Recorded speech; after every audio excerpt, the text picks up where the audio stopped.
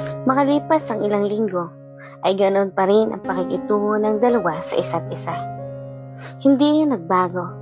Simula noon ay masaya kaming magkakasama sa tuwing may kailangan kaming gawin bilang estudyante. Day by day, we create happy memories that we will remember. As far as I know, Zale will study in the other country because that's what his parents want. Pumasok lang naman siya sa public school dahil sa akin. And Harvey, I don't know what his plan is after this year. Narinig kong naging matino siya sa school namin at gumanda ang grado niya. I'm so proud of him. Naalala ko pa dati na nangihingi lamang siya ng sagot sa akin. Ngunit ngayon ay isa na siya sa mga matatalino sa aming klase. My tears suddenly fall. I miss Misty. She really ended our friendship. And it was so easy for her while every day I'm suffering. Mabuti na lang nandyan pa rin sila Jade at B. And Harvey and Zale too. I opened my phone once again. It's 12:27. I want to be happy with the people who always makes me happy. I want to enjoy this night because I know I will not be with them for a long time. Kapag pumunta na ako ng Amerika at doon nag-aral, ay hindi ko na sila makakasamang tumawa. I called V and said that I want to go out with them. Salamat naman at hindi ko naabala si V dahil siya raw ay hindi makatulog. Sinabi naman niya sa akin na napilit niyang sumama si Jade kaya napangiti ako. Pagkatapos noy, nag-text naman ako kay Zale. Zale, I want you to go out with you tonight. If it is okay, I'll wait for you in front of our house. Text ko kay Zale. Ang sunod naman ay kay Harvey, tinawagan ko ito. Nung una ay hindi pa niya sinasagot ang tawag. Siguro ay tulog pa siya. Akmang ibababa ko na sana ang telepono, pero sinagot niya ito. Agad naman akong nakaramdam ng kaba.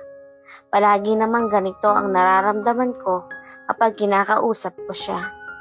Palaging napakabilis ng pagtibok ng aking puso. Nanlalamig ang aking mga kamay at ang aking pisngi ay nag-iinit dahilan para mamula ito. Why baby? Pagsagot ni Harvey sa tawag ko, dahilan para mas manginig pa ang aking mga kamay. Gising ka pa? Kinakabahang tanong ko.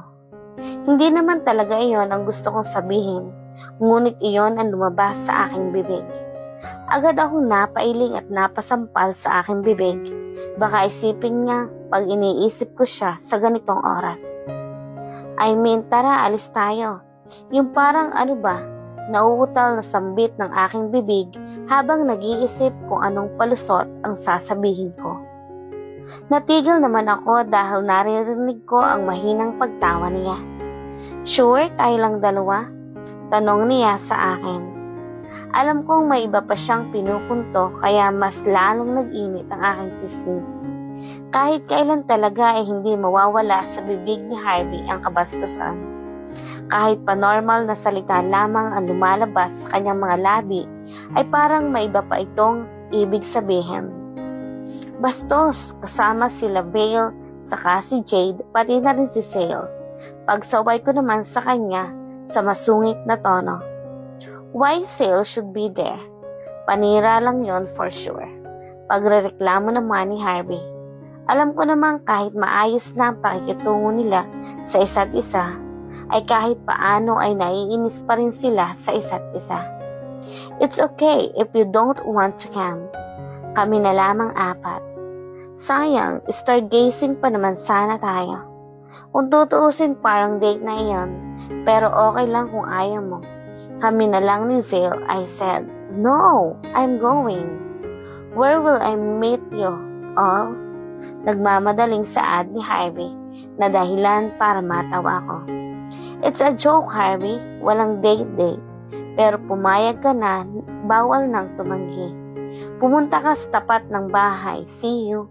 Mapang-asar na saad ko habang natatawa pa. Narinig ko pa ang pagdaing nito, ngunit agad kong pinatay ang tawag. Nag-ayos na ako ng sarili at dali-daling bumaba upang magpaalam sa aking ina. Pumayag naman siya at nagpaalalang mag-iingat kami. Tumango lang ako at dali-daling lumabas at nakita kong nandun na sina V, akay-akay si Jade na mukhang inaantok pa. Buti pumayag ka na sumama, Jade. Bungad na tanong ko sa kanya. Umungot lang ito at nananatiling nakakapikit ang mga mata. Tumawa na lang ako at tumingin sa magkabilang direksyon upang tingnan kung may taong pagdating, ngunit wala pa naman. Sinabi ko nakakain tayo, kaya kahit tulog pa iyan ay tumayo na agad. Ewan ko dyan sa babaeng iyan, basta pagkain kahit tulog babangon, saad naman ni B habang akay-akay na rin si Jade. Maya-maya pa ay narinig namin ang yapak ng tao, kaya napalingon kami kung saan ito nanggaling at nakita ko ang dalawang mokong na sina Zale at Harvey. Si Zale ay may hawak-hawak na maraming pagkain, samantalang si Harvey naman ay hawak lang ang kanyang telepono at napakamot sa kanyang balikat. Napangiti ako sa itsura nilang dalawa. Si Zale ay mukhang handang-handa, samantalang si Harvey ay mukhang labag sa kalooban niya na sumama sa amin. Nagsimula na kaming maglakad at nakita namin ang sasakyan ni Zale at Harvey. Naguluhan pa kami kung saan kami sasakay at kung kaninong kotse ang gagamitin namin, ngunit napagdesisyon na namin na sasakyan na lamang ni Harvey ang gagamit. Nasa backseat sila Jade, V at Zale habang ako naman ang nasa passenger seat. Kitang-kita ko ang pagseryoso ng mukha ni Zale dahil doon, ngunit sininyasan ko na lamang siya na huwag nang mag-alala. Huminto kami sa lugar ng tanging poste at sasakyan lang ni Harvey ang nagbibigay ng liwanag. Napakalamig ng lugar na iyon dahil sa hangin. Sobrang tahimik ng lugar na tanging hangin at mga paghampas ng mga halaman lamang ang iyong maririnig. Naglakad pa kami at nakita namin ang napakagandang tanawin ng langit. Napakaraming bituin na nagliliwanag at syempre ang napakagandang buwan. Naglapag kami ng isang malaking kumot upang magsilbing sapin. Inilabas na rin namin ang mga pagkain at inumin naming dala. Habang sila Zale at Harvey ay abala sa paggawa ng apoy. Ako naman ay nananatiling nakatayo sa isang lugar upang pagmasdan ang kalangitan. Hindi ko maiwasang mamangha dahil sa ganda nito. Para bang pinakakalma ako nito. Natigil naman ako dahil nilapitan ako ni V at Jade at niyakap. Tahimik ng abokado namin saad ni Jade habang nakayakap sa akin. Ngumiti lamang ako habang sila naman ay nananatiling nakayakap sa akin. Matapos ang napakahabang panahon at ang pagiging abalan namin ngayon, na lamang kami nagkaroon ng sapat na oras sa isa't isa. Mas pinaganda pa ito ng nagagandahang mga bituin at ng napakalamig at tahimik na lugar. Maya-maya pa ay niyaya na kami ni Zale at Harvey na kumain kaya bumalik na kami. Tahimik na kumakain lang ako habang ang mga kaibigan ko ay nagtatawanan, habang nagkwentuhan ang dalawang mokong naman ay tahimik na nagluluto ng hotdog at maingat na tinatapat ang marshmallow sa apoy. "Let's play a game," pasigaw naman ni V na ikinagulat ko. "What game?" tanong naman ni Zale. Napangiti naman ako. Dati kasi ay hindi naman close sina Harvey at Zale sa mga kaibigan ko. Pero ngayon ay parang kaibigan na rin ang turing nila sa isa't isa. "Truth or dare?" singit naman ni Jade habang punong-puno ang bibig nito ng pagkain. Kanina pa kasi itong lamon ng lamon. Napakunot naman ang noo ko. Alam kong hindi ako makakatakas sa larong ito at baka maging awkward lang ang lahat. Pumayag na rin ako dahil baka ito na rin ang panahon para masagot namin ang tanong ng isa't isa. "Okay, una ka na, V," saad naman ni Harvey. There, sagot ni B habang nakain. Base sa kanyang mga galaw ay kampanteng-kampante siya. Sa bagay, hindi naman si V ang tipo ng tao na mahilig magsikreto. At kahit na anong ipagawa namin sa kanya ay gagawin niya. Dahil tumupad naman si Your mom is a beauty queen, right? Walk like your mother. Saad naman ni Zale. Lahat kami ay pumayag sa sinabi ni Zale. Dahil minsan lang naman nakitang magseryoso si V sa mga ganyang bagay. Sa pagkakaalam ko kasi ay may problema siya sa kanyang ina. Kaya kahit kilala siya sa pagiging anak ng beauty queen, ay kinakailan niya ito. Pumayag naman siya at agad na tumayo. Nagpalakpakan naman kami at tumingin sa kanya. She stand up and conditioned her face like a beauty queen. Her face looked first, but at the same time, whenever she smiles, she looks gorgeous. It seems like she's sweet but dangerous at the same time. Nilagay niya ang kanyang mga kamay sa kanyang bewang at nagsimulang maglakad. Namangha naman kaming lahat sa tinatago nitong galing sa pagrampa. Kahit pa tinuturuan niya akong maglakad, ay ngayon ko lang nakita si V na maging ganito. Gulat naman kami nang bigla itong natapilok at bumagsak. Grabe, kahit na natapilok ay napakaganda pa rin niya. Agad naman siyang nakatayo at tumawa. At kasunod noon ay ang pagtawa naming lahat. Ako naman, sambit ni Jade, pagkatapos makabalik ni V sa kanyang pwesto. Truth, dagdag pa niya. Bakit hindi mo gusto si Miles? Mukha tuloy ewan yung tao kahahabol sa'yo. Saad naman ni V, habang kami ay natatawa. Alam naman ng lahat na patay kay Jade yung Miles na iyan. Ayoko nga. Saka hindi lalaki ang priority ko ngayon. Gusto ko yung lalaking mapapakain ako. Ano namang mapapala ko sa lalaking pwede bang kainin yon? Biglang saad ni Jade na dahilan para agad kaming mapatigil. Nagkatinginan kami at pilit na pinipigilan ng pagtawa. Kahit anong pag-intindi namin sa sinabi ni Jade ay may iba kaming naiisip. Parang iba talaga. Pwede naman kumain ng lalaki, Jade, sabi naman ni Zale. Hindi naman namin napigilan ang aming mga sarili at tuluyan ng tumawa ng walang humpay. Ngayon ko lang narinig na nagsalita si Zale ng ganoon at isa yon sa dahilan kung bakit lalo kaming natawa. Halos mangiyak-iyak na ako dahil sa katatawa. Ngayon lang ako natawa ng ganito sa buhay ko.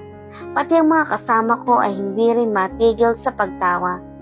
Maging si Zale na laging seryoso ay sumabay na rin sa tawa namin at si Harvey naman ay pumalakpak pa. Ikaw naman Harvey, saad ni Zale. Napatingin ako sa kanya ngunit nakita ko naman sa kanyang mga mata na okay lang siya kaya kumalma naman ako. Truth, sagot ni Harvey. Bakit mo iniwan yung babae na sumugod sa atin dati? Maganda kaya siya at napakaganda ng katawan.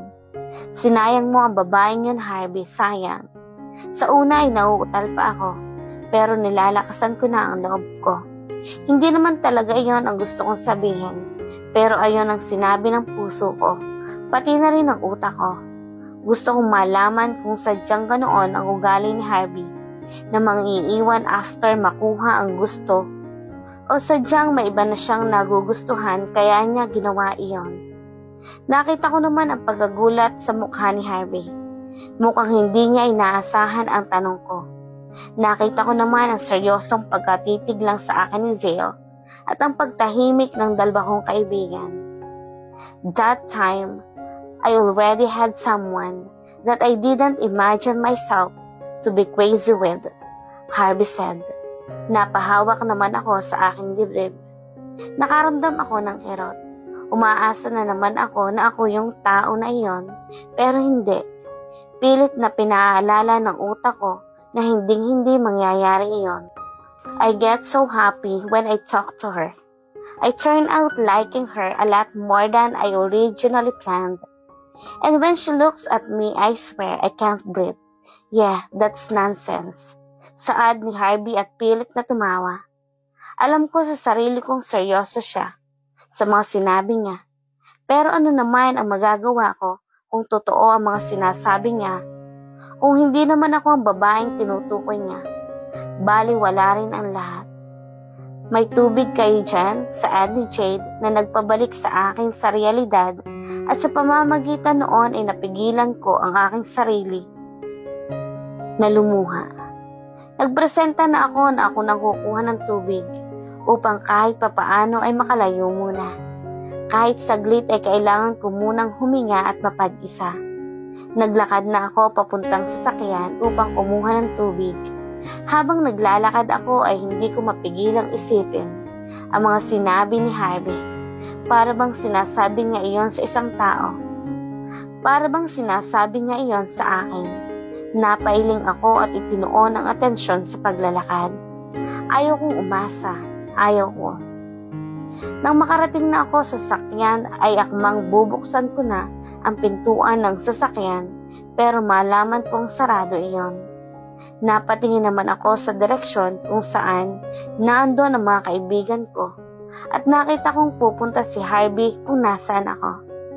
Agad na tumibok na naman ng mabilis ang puso ko.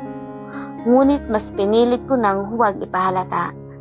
Nang makarating na siya sa kinalalagyan ko, ay agad akong umiwas upang agad niyang mabuksan ang pintuan ng sasakyan. Tumingin ulit ako sa kinaroroonan ng mga kaibigan ko at doon ay nakita kong malayo-layo pala ang distansya namin sa iniwang kotse ni Harvey at kung saan kami naglatag ng kumot at kumain. Sa malayo ay tinanaw ko sila. Hanggang ngayon ay kumakain at nagkukwentuhan pa rin. Nabalik naman ang atensyon ko kay Harvey dahil narinig ko ang pagsara ng kotse. Agad kong kinuha sa kanya ang bote at nagmamadaling aalis na sana ako. Ngunit wala pang 2 hakbang ay nakuha na agad niya ang kamay ko dahilan upang mapahinto ako sa paglalakad. Bitaw Harvey, kailangan ni Jade ng tubig. Saad ko habang nakatalikod pa rin sa kanya. Hindi ko kaya, ayaw kong tumingin sa mukha niya. Kasi alam kong kunti na lang ay bibigay na ako. We need to talk, Anya. I have something to tell you. Seryosong saad naman ni Harvey habang hawak pa rin ang kamay ko. Sa puntong iyon ay mas lalo pang bumilis ang tibok ng puso ko. Nanginginig akong humarap sa kanya. Sa sandaling naaaninag ko ang mukha niya, ay agad akong yumuko. Hindi ko kayang tumingin sa mga mata na bumihag sa akin. Ano yun? Bilisan mo! Hinihintay ako ni Jade. Ramdam ko pa rin ang panginginig ng boses ko habang nakatingin ako sa ibaba upang hindi ko makita ang mukha niya. Really? Hindi ka man lang titingin sa mukha ko, Anya? Saad nito sa akin, ngunit hindi ko iyon pinansin. Nagsimula nang mapuno ng tubig ang mga mata ko. Kung alam mo lang, Harvey, kung gaano kahirap sa akin na iwasan kita. Anya, I like you. I don't even know if I like you or I love you. Yung mga sinabi ko sa iyo kanina, ang tinutukoy ko ay ikaw. Lahat ng mga sinasabi ko kanina, lahat yun, totoo. Whenever I see you walking towards me, my heart speeds up. And all I can do is smile. The butterflies I get whenever I am with you. You gave me feelings I can put up into words. How can you explain that, Anya? Anya, please let me prove my love for you. And I love you, Anya. That time I already looked at him. Ay hindi ng oras na hindi ko na napigilan ang aking mga mata na lumuha. Harvey, look, I'm not the one for you. Hindi ako katulad ng mga babae mo. Walang-wala ako kumpara sa kanila. Buong tapang na sagot ko sa kanya. Kahit na sa kanya na mismo nanggaling ang mga salitang iyon, ay hindi pa rin ako makapaniwala. Para akong nasa panaginip. Gusto ko na sanang gumising pero gusto kong isipin na totoo ang lahat. Stop comparing yourself to them. You're different. I don't feel lust for you. I feel love. Anya, please give me another chance. Saad niya habang hawak-hawak ang magkabilang pisngi ko. Nagulat ako sa mga salitang lumabas sa kanyang bibig. That time he already convinced me. That time he said it's not last, it's last. Nilapat niya ang ulo ko sa kanyang dibdib at doon ko narinig ang mabilis na tibok ng puso niya.